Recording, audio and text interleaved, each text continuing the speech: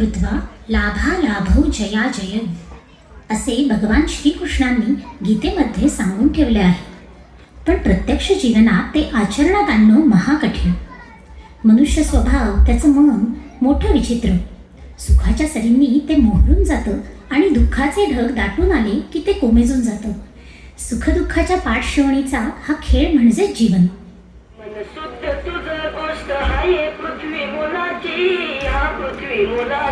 अगं रुक्मिणी, कालच्या पेपरमध्ये वाचलं तुमच्या गावाला यंदाचा आदर्श ग्राम पुरस्कार मिळालाय म्हणे.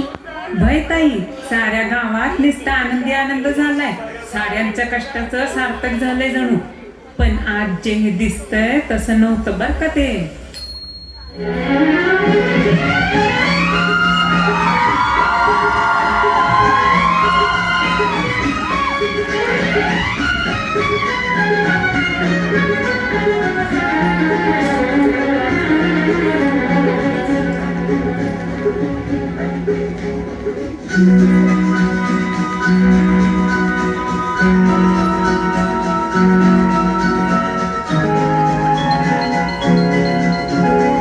असं समद कसं झाक चालू होतं.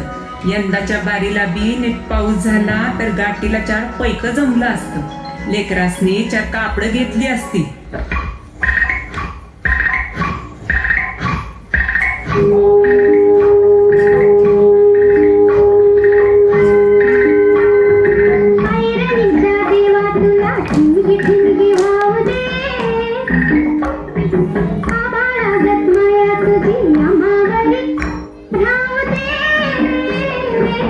त्या दिवशी दुपारच्याला आम्ही काम करत होतो आणि अचानक अंधारून आलं. तेवढ्यात लय मोठा आवाज झाला. अवकाशात फाटलं जणू.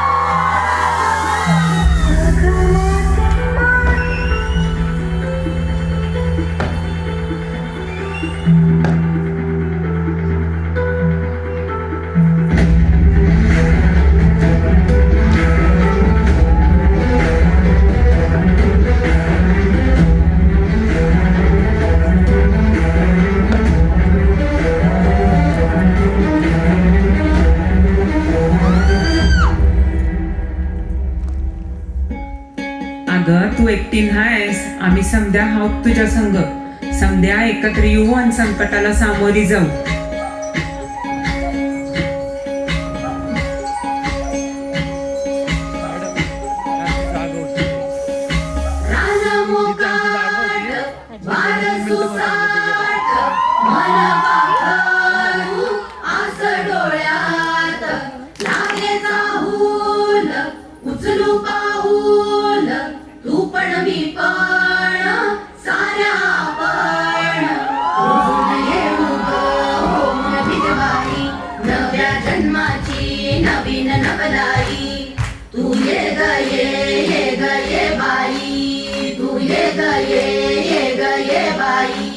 तू ये ग ये बाई.